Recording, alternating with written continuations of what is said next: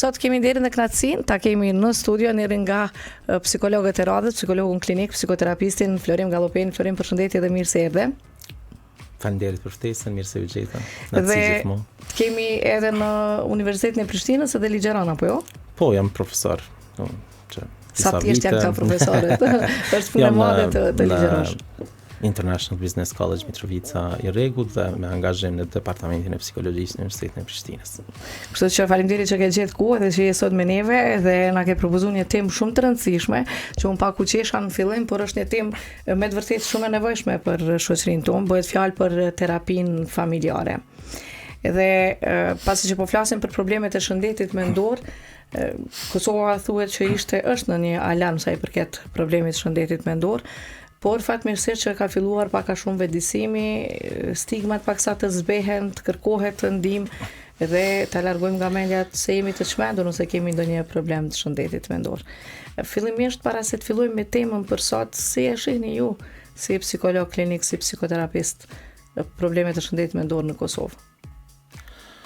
Në fakt jo vetëm në Kosovë, por që në gjithë botën është një prioritet tashmë të marrë parasysh që në bazë të statistikave në 7 persona është cënu në një formë nga në shëndetin mendor, që janë miliona ose numër shumë i madh. Kështu që e marr parasysh këtë, natyrisht që ne nuk jemi imun ndaj situatave edhe aq më tepër kur sjellim në kujtimet tona të kaluarën, jo shumë të largët, atëherë nga shumë studimet të cilat realizohen nga unë dhe kolegë të me, atëherë vrejmë në më thotë që problematikat janë mjaft të theksume, që edhe tek adoleshentët edhe të rriturit edhe të gjitha kontekstet, të gjitha grupet, përqindja nuk është e vogël e personave të cilat përjetojnë vështirësi psikologjike. Në studime kujtoj që ndërmjet rreth 40% kanë pas simptoma ose janë afektuar nga simptomat e ankthit, depresionit, e që është numër mjaft i lartë, kështu që në gjatë jetës vet, por që kur e llogarisim në 7, atëherë është çdo i shtati, atëherë është numër mjaft alarmant. Po flasim në nivel botror, e që nuk ka ndru kur gjo tek ne pozitivisht në mënyrë që të mos jetë ky numër ose edhe më e lartë problematika. Çet bisedave që keni profesorët mes vete, a është bërë vetëdijsimi tani që po dinë me tregu që kanë problem të shëndetit mendor? A ka qenë në të kaluarën numri kaq i lartë apo ndoshta përjetimet pas lufta, pasaj Covidin që e kaluam, avancimi i shpejt i teknologjisë? Ndikimet janë të ndryshme të shumta. Natyrisht që deri vonë na e dim që Departamenti i Psikologjisë është kriju vetëm pas luftës. Dhe profesionistët e parë me çujt në masë më të madhe për shkak se kemi edhe profesorët tanë, tash disa të ndjerë dhe disa akoma gjallë, si profesori 50, tash me ndjerë profesorin e ke.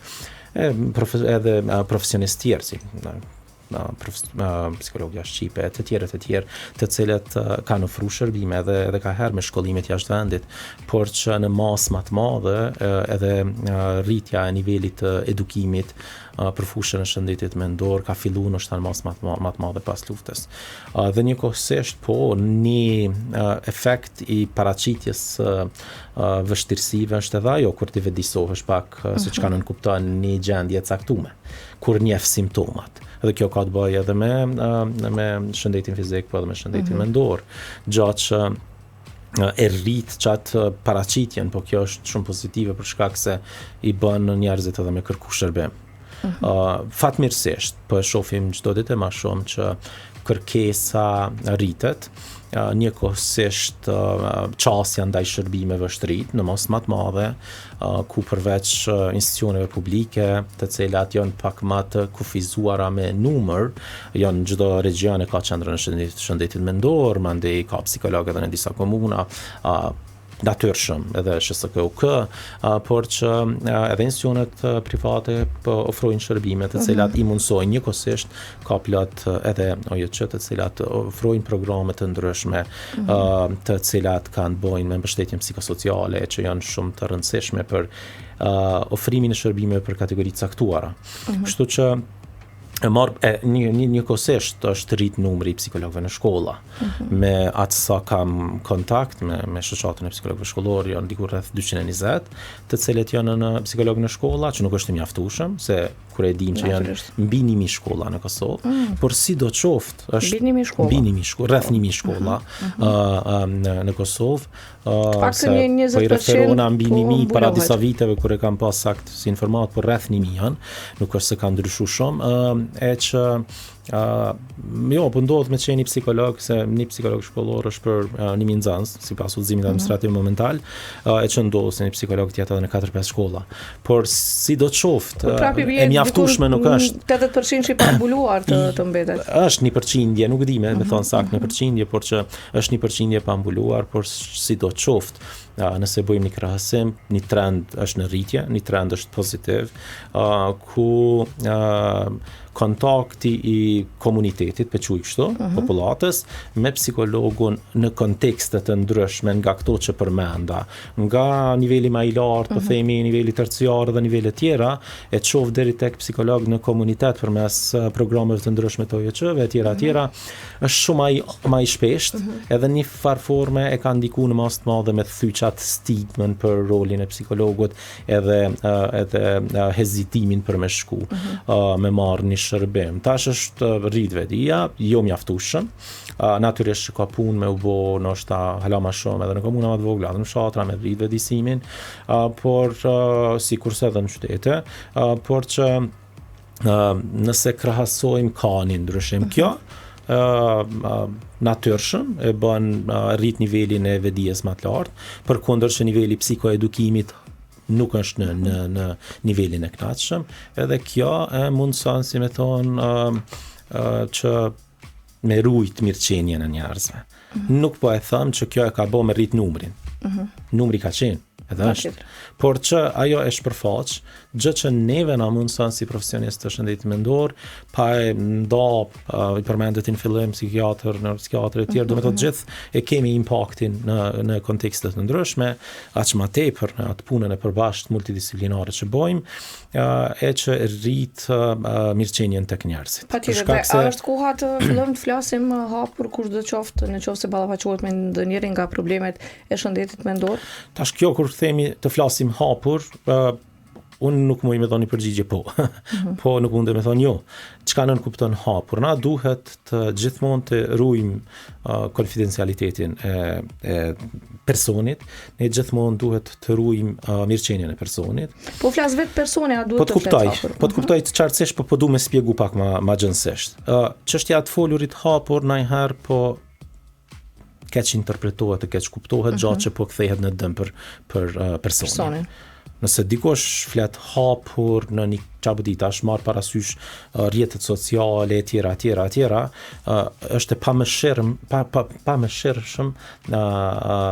ndonjëherë disa njerëz të cilët pa vedije ndoshta e bojnë, por që impakti është negativ në mirëqenien e atij personi. Duhet hapun me fol me profesionistët. Duhet hapun me fol profesionist pa asnjë hezitim. Unë e them shpesh herë, nëse e ke thy kamën ti nuk pret 1-3 muj për me shku tek ortopedi. E vërtet. Po qohesh me një herë. Njëjtë, do me thonë momentin kur vrejmë ne që ato simptoma eventuale të cilat po të cënojnë mirëqenien tonë, funksionalitetin tonë të përtetshëm, ne duhet të marrim shërbimin më të afërt psikologjik të shëndetit mendor që kemi. Kjo është ajo që unë e konsideroj me fol hapur. Në momentin që po jetojmë për shkak informimit të shumt, jo gjithherë më nda etikës profesionale, ofrimit të shërbimeve nga njerëz të shumt, jo gjithherë me duke respektuar etikën profesionale, si nga perspektiva të ndryshme, edhe mediale, edhe profesionistë të caktuar. Atëherë duhemi me pas kujdes çka nën kuptojmë me këtë qenurit hapur. Po plotësisht pajtohem me atë që po e mendon ti, po thjesht deshta më ia dhon edhe këtë ngjyrimin tjetër që me pas kujdes. Se najherë, si me thot që ajo hapur në media tu dhon diagnoza ose tu përmend raste të dal hapun, ndoshta që ajo ka me indiku edhe indikon ka njëherë negativisht vetë personit, për shkak se masa mundet me gjyku, a veden? Jo, po ti ke pas fajt, jo po ai ka pas fajt, jo po ky. A din janë elemente të cilat munden me rëndu gjendjen psikologjike. Dhe është një parim që duhet me rujt gjithmonë, edhe mos mi shkaktu dëm më të madh me një veprim të cilin e bën. Kështu që për ata duhet me qenë shumë të matura veprimet, edhe po flasim për gjendjen shëndetësore. Se gjendja psikologjike nuk ndohet, mirë, definimi i OBSH-s për shëndetin është me qenë plot fizike, mendore, sociale. Që nuk kupton që janë të lidhura me njëra me tjetrën, po. Një dikush është plotësisht shëndetshëm kur të tri fushat janë në suaza normale. Kështu që për ata duhet mi me pas kujdes, edhe mos me shtysi me thot dikon me dal hapur në për media, në mënyrë që eventualisht që ajo nëse ka me indiku negativisht në funksionim. Për shembull, unë personalisht për vete kam fillu me fol hapur edhe kam përmend, dhe një falenderim gjithë dëgjuesve dhe shiqusve se vërtet audienca po e dëshmon të themi fatmirësisht të kundërtën që nuk po janë më paragjykues. Ka pas mesazhe të shumta pozitive që kanë ardhur në adresën privatisht që nuk e kemi ditë, duke shumë e fortë, shumë e guxim, shumë e sa mirë, po ja del, edhe unë kam këtë problem dhe ka shumë njerëz që kishin probleme, por nuk e kishin bisedu me asken. Disa dhe janë mundu me marrë qetësus në mënyrë vetanake, po më qetëson pak qetësusi, po jam shumë keq mandej, e shumë biseda që janë bërë që natyrisht jo mundu që çdo herë me i drejtu ka persona, dhe kjo është qëllimi kur jetë pjesë e medias, ndoshta është ajo përparësia që e ke lirin e shprehjes pak më shumë, por fatmirësisht që nuk është paragjyku, është mirëprit dhe uroj dhe shpresoj që gjithë secili që e ka në dorë të paktën në një formë apo tjetër ta ndihmojmë shoqërinë për të kërkuar hapur ndihmë që nëse nuk je mirë, kërkon ndihmë qoftë nga familja, ju tregon që nuk po ndihesh mirë, ke nevojë për një psikolog, për një psikiatër, për një psikoterapist për me gjetë edhe ku është shkaku dhe problemi. Sidomos kur kemi pasur në studio që kanë treguar edhe psikiatrët dhe psikoterapistët që ndonjëherë din me dhënë edhe simptoma fizike, por natyrisht mos më anashkalu fillimisht me i bëu gjitha ekzaminimet, kontrollet, dhe kur gjitha janë në rregull, pastaj nuk mbetet tjetër përveç se me u marr me veten tonë dhe me të brendshme tënde shpirtin tënd, e që janë psikologët edhe psikoterapistët. Do të flasim sot për terapinë familjare. Çka nuk kuptoj me terapinë familjare, sepse unë pak si në shakaj thash komplet familja me shku në terapi.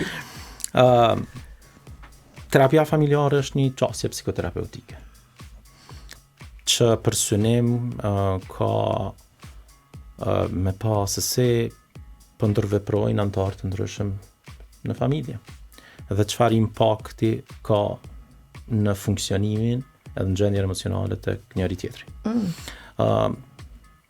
Çka e dallon e që ndoshta mundet me qenë një mesazh për përfitues për secilin, edhe pa apliku qasjen e terapisë familjare, është në momentin që ndodh një vështirësi cila do të qoftë psikologjike, qoftë emocionale, qoftë sjellje, qoftë cila do, jo domosdoshmërisht duhemi të drejtu gishtin tek individi.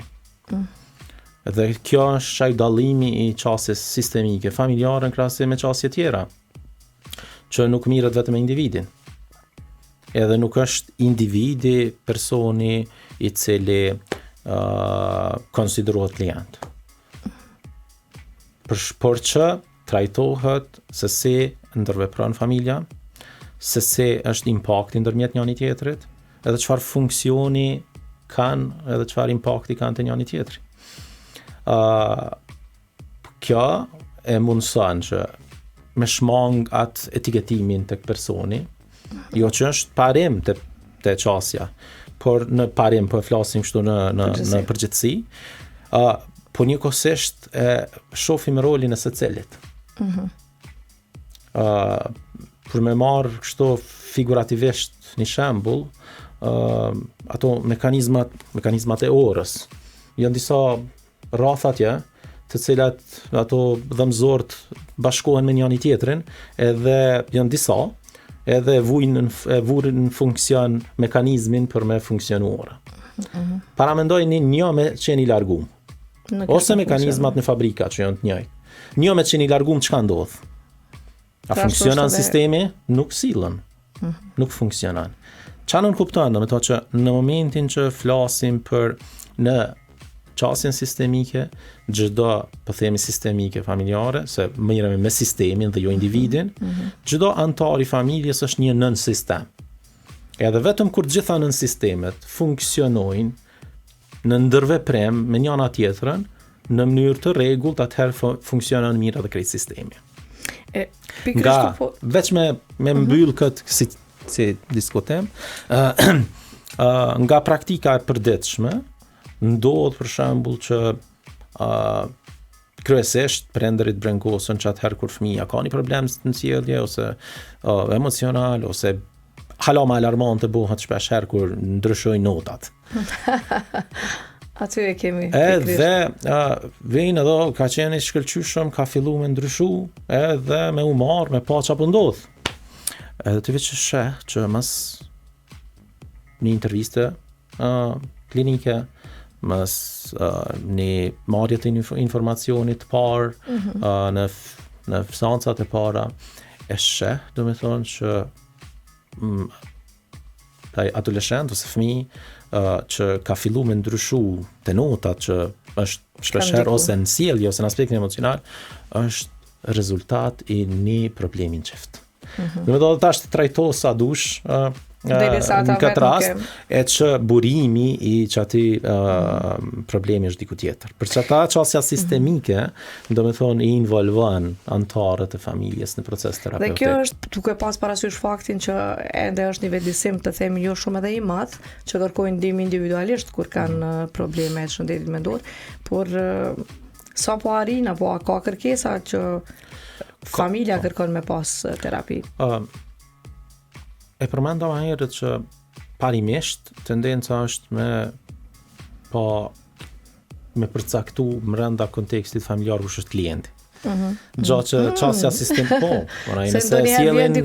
nëse sjellin vjen gruaja ose burri ose këtë fjalë kanë me ton mirë ki shumica e grave. E burri o klienti. Fëmia ose kushdo qoftë, nëse vjen parimisht vjen se është konsideru e tillë familje. Ose vetvetiu ju ka mbush mendja, ose ndonjëherë ndodh që vedia është më e lartë te çaj person, edhe kërkon ndihmën. Edhe kjo nuk e bën, në çastin sistemik, kjo nuk e bën, edhe parimisht po duhet thash që po duhet me përçu ato që ndikimi është për me ardh dikush në një situatë të tillë i akterëve relevant në jetën e personit. Kur po them akterëve, edhe për te i shtëpis kanë herë. Kështu që tendenca është e tillë, por ne tash nuk e përmenda më herët, por që kemi qenë një grup prej rreth 15 veta, shumica psikolog, po edhe psikiatër. Këto dy profesione kanë qenë bashkarisht, ku është mbajt një specializim me quajt kështu për rreth 4 vite e gjys, që neve rreth 15 veta e kemi mbaru, që jemi edhe që përdorim edhe trajnum, specializum për qasjen e terapisë familjare. Edhe është kur e sjellin personin, ne të qenë të përgatitëm për këtë qasje, atëherë edhe dim efektin që mundet me pas. Atëherë i sugjerojmë, ka raste pak më të ralla, kur pak më tepër këto janë çift, edhe në çiftet vinë bashkarisht, me të planifikuar edhe me ide që në terapi ka. Në vendin tonë. Mirë po, nuk është shumë e njohur si terapi familjare, edhe janë shumë të ralla. Mund ka rastis me thirr në telefon edhe me thonë, po dojna me ardh familja me mbajt sesion. Po janë të ralla. Edhe është pak edhe është pak befasuese, për shkak se nuk janë çast shpeshta me të thirr direkt. Ma të shpeshta janë kur ne i sugjerojmë se çfarë impakti mundet me pas një përfshirje e antarëve edhe mandej kur vjen dikush me kërku mbështetje, atëherë natyrisht që e ka vullnetin e plot më involvu. edhe sugjerimet tua, duhet arsyetu impaktin, natyrisht e bindin. Po thash direkte janë shumë të ralla, mund ka ndodhur një rast i tillë, ndërsa pak më të shpeshta janë çifte të cilat po ata kërkojnë. Nga cila zonë vinin kjo që ka qenë? Tash s'kisha dhënë. Po flas kështu zonë rurale apo urbane se e parëndësishme, nuk kisha hinë sa në tillë. Sepse ne kemi atë paragjykimin si shoqëri. Dhe kur e kishim këtu psikoterapistën Antigona përmendi që një zonjë 77 vjeçare ka kërku vetë me shku te psikoterapisti dhe ne në mendjen tonë kishim e mendu dikush që është lindë është rritë në qytet, por zonja kishte qenë nga Malisheva duke jetuar në Malishev dhe më erdhi mirë që informacioni tani po arrin dhe nuk ka më dallim a është zonë rurale apo urbane, por thjesht vetëdijsimi ka filluar me është rritë për shkak na e dim përdorimi i internetit në Kosovë shumë i madh, edhe njëkohësisht informacioni përcillet. Kështu që si po s'kisha dhënë detaje të tilla për çështje edhe etike. Kështu që por që tash çiftet janë ato të cilët kërkojnë direkt me ardh si çift, ndërsa pjesa më e madhe është kur ne i sugjerojmë për shkak impaktit që mundet me pas, për shkak se impakti është shumë i madh, edhe kjo vetëm në momentin kur i kërkon me mendu edhe me pranu është një hap i jashtëzakonshëm kur pranojnë me qenë pjesë, edhe e pranojnë që nuk është klienti X personi që është ardhur. Po e shohin edhe marrin përgjegjësinë secili. Do tash te terapia familjare për me qenë korrekt edhe me gjithë njerëzit që na dëgjojnë, ka është shumë e gjatë. Edhe ka çësje brenda çësjes terapisë familjare ka çësje të ndryshme, si strukturore, sistemike, narrative, etj. Do është një numër i madh. Edhe secila prej tyre e ka atë çësjen e vet, se si trajton rastin. Për shembull, por gjitha për qëllim e kanë me përmirësu komunikimin. Kur bëhet terapia familjare, ta përshkruajmë pak, a janë gjithë familja në të njëjtën dhomë? Po, ata që pranojnë me ardh. Ata janë brenda një do të aty bashkarisht. Se bashkarisht natyrisht. Ata që pranojnë me ardh, jo domosdoshmërisht për me zhvillu një terapi familjare duhet me qenë gjithë. Çësja sistemike mundet me u përdorë edhe me individ, por që e mira është me qenë sa më shumë të përfshim. Edhe për shkak se një prej teknikave që përdoret është edhe ndrimi roleve, edhe nëse po kritikon tjetrin për çësjen e krejt, atëherë hajt ndëgjoje ti të bën rolin tjetër, një çështja tjetër është me pa kufejt. Domethënë, mi përcak kush janë kufejt në raporte. Që janë ato kufejt. A ka pas raste kur kanë filluar konfliktet brenda aty ka raste që mos pajtimeve, se natyrshëm është. Por që çka është specifike që duhet me përmend prapë është që etika profesionale e sqaron edhe të tregon se si duhet të mbahen edhe rregullat kur mbajmë një seancë terapisë familjare. Gjatë që i tregohet në fillim, sikur se që i tregohet në psikoterapi individuale, i tregohet kush janë disa prej pikave të cilat nuk duhet me eskalu në fyrje e gjona të tilla, por që qëllimi duhet me qenë terapeutik në mënyrë që me arrit efektin e vet. Edhe përmenda kufejt që është një pikë me shumë rëndësi, domethënë me pa kush janë kufejt e personit në aspektin e funksionimit që aty në sistemi në raport me sistemin. Janë kufej rigjid, janë kufej shëndetshëm, apo jo. Se në momentin që janë kufej rigjid, nënkupton që është një çësje autoritare e cila nuk e ndihmon funksionimin e një sistemi. Në momentin kur janë të shëndetshëm, atëherë natyrisht ka me qenë marrëveshja në kontekste të caktuara në mënyrë që ka me avancu procesin. Po të gjitha, domethënë para me përmirësu komunikimin, avë që sa e përmendëm që shpesh ndodh, domethënë që nuk ka asnjë çështje që është përmbajtësore, po ka çështje e mos arritjes së gjetjes së një komunikimi të shëndetshëm. Do të thotë nga përvoja jote dhe gjatë psikoterapive, terapive familjare që i kem bajt, sepse në momentet kur jemi të ngarkuar, stresuar, të lodhur emocionalisht, ndonjëherë gjërat e vogla vërtet na duken shumë të mëdha. Dhe kryesisht probleme që vinë me problematika, në thelb, këtë edhe desha ta dinim edhe dëgjuesit. Nëse shikojmë nga jashtë është diçka shumë e vogël apo jo, që do të mund të zgjidhte nëse kishim me gjatësu vetëm fillimisht. Patjetër, domethënë një prej çësive, çësia narrative, do të tentojnë me bëçat reframing, është me thonë rindërtimin e një narracioni. Najherë, do me thonë, për shkaqe të ndryshme. Na jetojmë me plot dinamika jetësore. Nëse një rritur ka nështë vazhdon avancimin në shkollim derisa dhe punon, edhe ka një familje, edhe është në ngarkesë. Dhe tash, jo gjithherë nështë e ndonë kohën ose angazhimi shumë i madh, të marrë parasysh edhe kontekstin ekonomik e sene.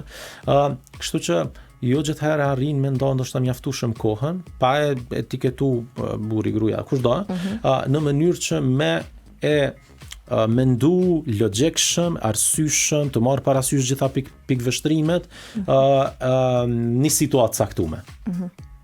Edhe mandej, nëse na kemi një pikëveshtrim caktuar për një situatë, edhe krijojmë narracionin për atë, sjellja jonë, mendimet tona dhe sjellja jonë dhe besimi jonë ka me qenë i orientuar bazuar në çat narracion. Kjo ka me ndiku qatë komunikimin, që thash, sa një parë është me provu me rregullu komunikimin. Dhe komunikimi jonë ka me qenë bazuar në krejt ato që përmenda më herët. Dhe tash, nëse kemi me bo qatë reframing të qati narracioni, në një proces terapeutik, atëherë ka me ndiku në mendimet e personit, ka me ndiku në besimet e personit, ka me ndiku në emocionet e personit, ka me ndiku në mënyrën që kemi komuniku. Dhe natyrisht mandi në gjithë familjen. Natyrisht. Por çfarë do të rastet kur në familje mundet njëri nga anëtarët e familjes me qenë manipulator ose narcist? Ka edhe raste të tilla që keni hasë që ata zakonisht asnjëherë nuk e pranojnë fajin edhe kryesisht viktimizohen. Natyrisht, do me thonë, ndodh edhe raste të tilla, edhe ndodh edhe në proces. Ata persona, do me thonë, gishtin ka me mbajtë dikush tjetër. Në çastin sistemike e thash që gishti nuk është i drejtuar tek dikush, po është tek çato nën sistemet, secili e ka rëndësinë. Mund të ketë dikush më të madh, dikush më të vogël, por që secili mundet me ndiku. Edhe tek funksionimi i komplet sistemit. Ndodh raste edhe në praktikë të përditshme ndodh raste të tilla kur pajtohet me ardh X personi, pa etiketu kush, edhe nëse ka që ato karakteristika, atëherë ndodh, mund ka ndodh, me ardhë dhe unë erdha vetëm sa për me ndihmu, abedin, palës tjetër, qoftë burrit, qoftë grus, qoftë cili do qoftë, se po që unë jam okay gjithçka, abedin. Edhe në momentin që kjo është kjo çësia teve që kupton që gatishmëria nuk ekziston. Edhe unë kam nevojë me ardh, unë viçerdha sa të mendim edhe po du më përfshim më tepër.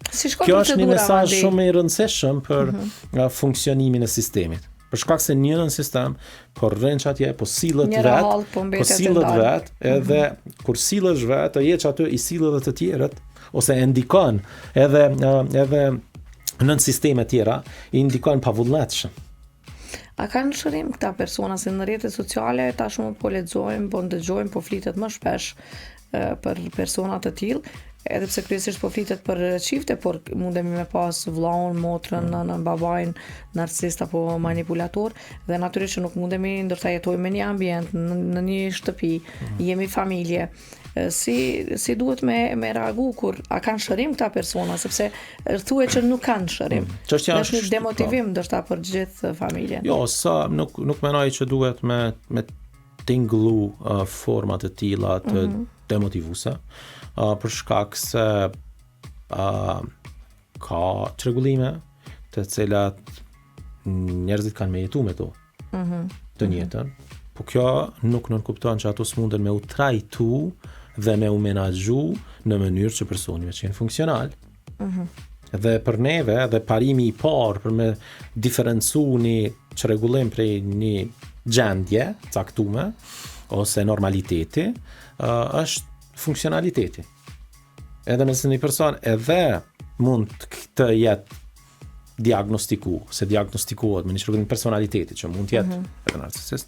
Çështja është domethënë që nuk ka vend për demotivim, po ka vend për një plan trajtimi edhe menaxhimi të situatës përmes marrjes së vazhdueshme të shërbimeve të shëndetit mendor. Po nëse personi nuk flaron, a mundet familja pastaj të trajtohet familja se si të reagojë dhe si ta merr mëshirë që kjo është ajo që ka shumë e rëndësishme që në çet proces. Tillë dhe mos u mundon me marr nga zemrës apo si. Në çet proces duhet natyrshëm të qenë të involvuar familjarët në mënyrë që ata me ditë se si, për çata është shumë e rëndësishme çështja sistemike, që ata me ditë edhe në çdo rast se si me ndërvepru që me rrit funksionalitetin e tjetrit. Edhe nështë të qenë të përfshirë aktivisht dhe të mos e gjyku, edhe mundet me pranu, me u përfshi në proces të trajtimit. Kështu që tash në momentin që po e përmirëson komunikimin, nuk je gjykues dhe nuk e ndikon gjendjen emocionale sjellore të personit negativisht, atëherë të gjitha armët janë në dorën tonë në mënyrë që me ndiku pozitivisht.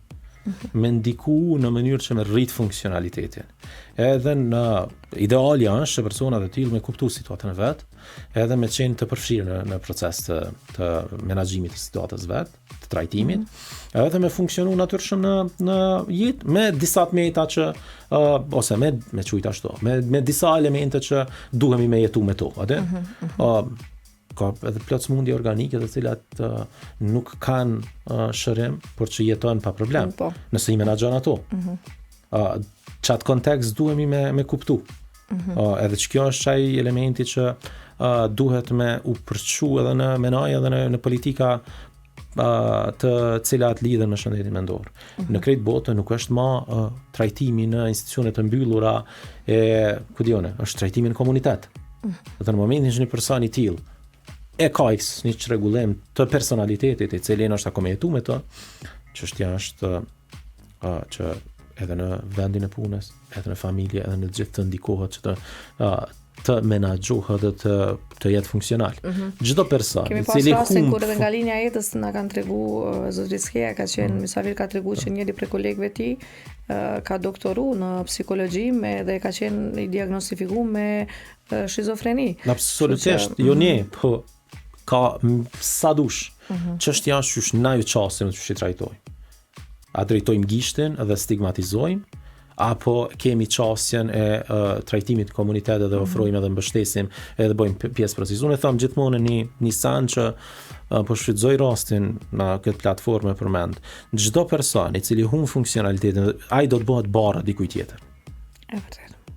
Dhe në momentin kur është barra dikujt tjetër, edhe çaj personi që po e bën barë nuk është më funksional plotësisht. Dhe shteti nuk, edhe as familja, edhe as shteti nuk e kanë komoditetin për me kriju jo funksionalitetet e tilla, se bllokohet sistemi. Për ata, ne duhet maksimalisht që çdo person të rritet funksionaliteti deri në atë mosë të jetë i pavarur. E çat pavarësi sigur mi thot dikujt që ka një problem fizik, ti s'mundesh, është vendi punës katin e tretë, ti s'mundesh, jo mëre, ka zgjidhje. Një lift dhe një ascensor dhe e zgjidh problemin. Domethënë ka do të mendësia me qenë e tillë, jo prej një problemi me kriju 2, e prej 2 4, po prej një problemi me kriju zgjidhje. Edhe në këtë rast, të menduarit, vetëm të menduarit në çastin sistemike, ndihmon jashtëzakonisht shumë që mos me qenë kur mos me apliku si qasje për njerëz që janë profesionistë ose edhe ata që përdorin qasje tjera, e mjaftueshme është që me kuptu që na jemi funksionë në sistem, në familje dhe kudo, edhe me kuptu që gjendja e personit nuk është pa ndërlidhur me të tjerët. Është ndërvarur edhe impakti i secilit e ka qenie sociale dhe ndërveprojmë dhe funksionojmë bashkërisht. Terapia familjare sa herë në javë praktikohet dhe sa zgjat?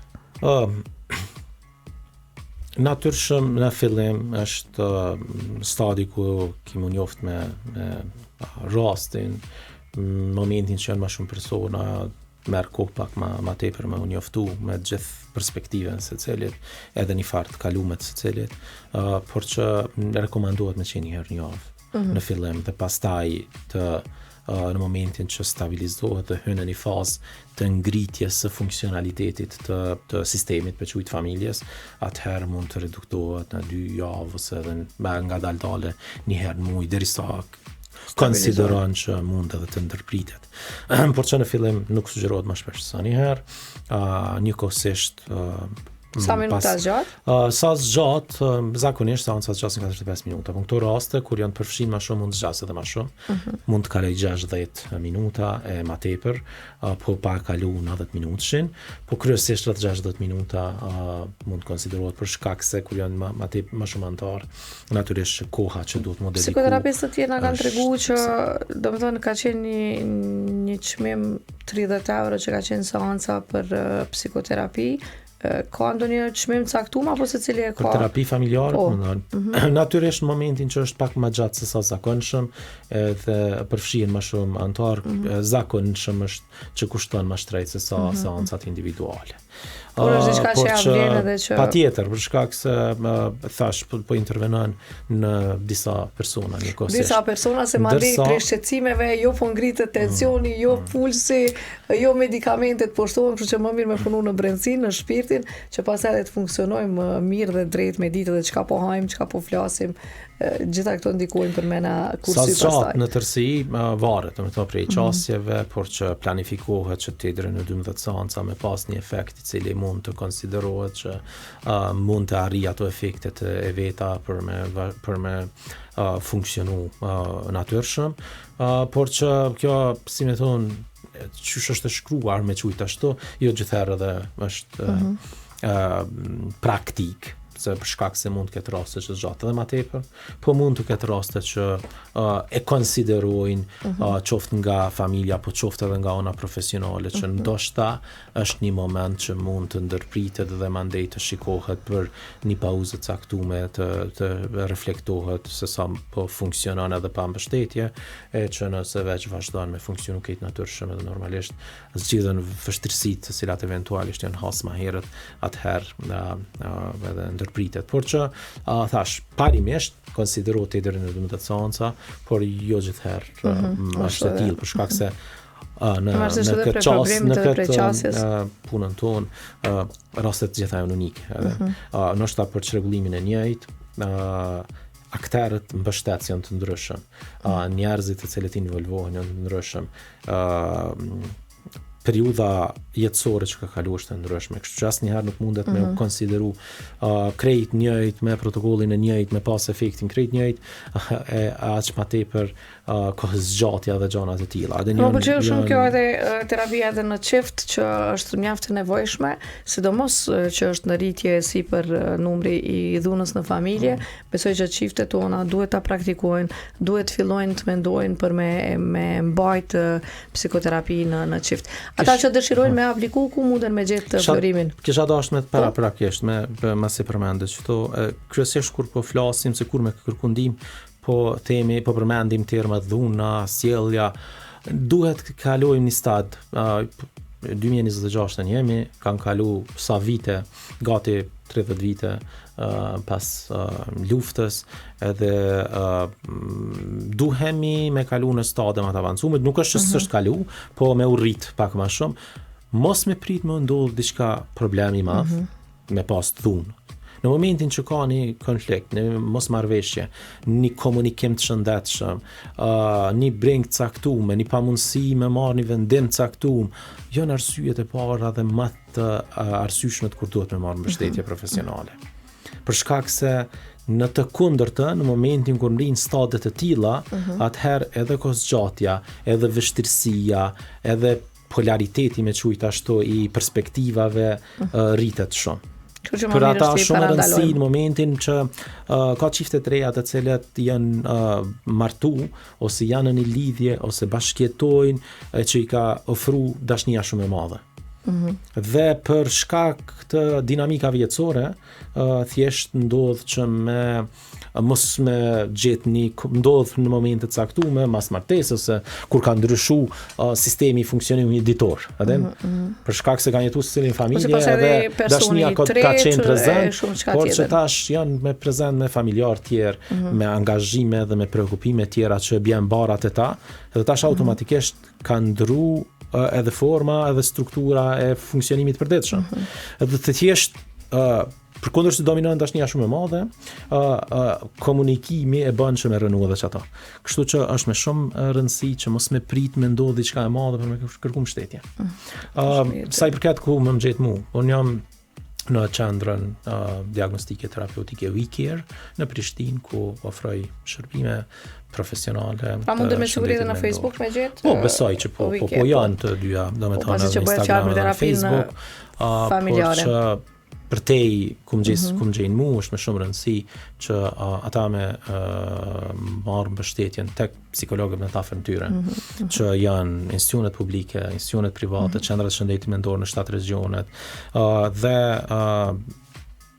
duhet ta t'i kalojmë veten. Është me shumë rëndësi që kontaktin e parë ku mundesh me pas me pas. Edhe për kurishtja mundemi ndonjëherë kështu me ardh njeriu edhe për çef me pa ku qëndron, sidomos ne nanat vetë ushqyese që i kemi rrit fëmijët vet, dhe tashmë ai koncepti sepse ndonjëherë e vrim gjatë fjalëve që për shembull po e marrni shembull komendu që ka qenë mirë që i kom dej shumë gati djalit, edhe e vrej që ndonjëherë dashje pa dashje edhe i përzihemi përderisa ne i ngulfasim. Na kemi bo si qendër, kemi bo disa sesione, po të kuptoj.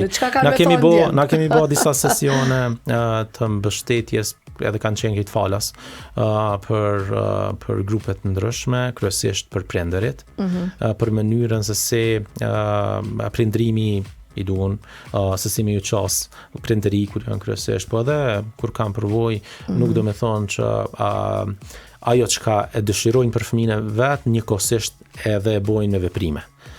Se dëshirën se konteston askush, që çdo prindja don më të mirën e fëmijës vet, ama veprimet të cilat realizohen kanjëherë nuk janë më të mira për shëndetin edhe mirëqenien e fëmijës. Kështu që na kemi bërë disa sesione të tilla, biles ka qenë një iniciativë shumë e mirë, kemi quajtur ashtu Nest Cafe, ku mlidhemi pa protokoll dhe flasim dhe ndajmë çështje të tilla, kështu që gjithmonë patjetër.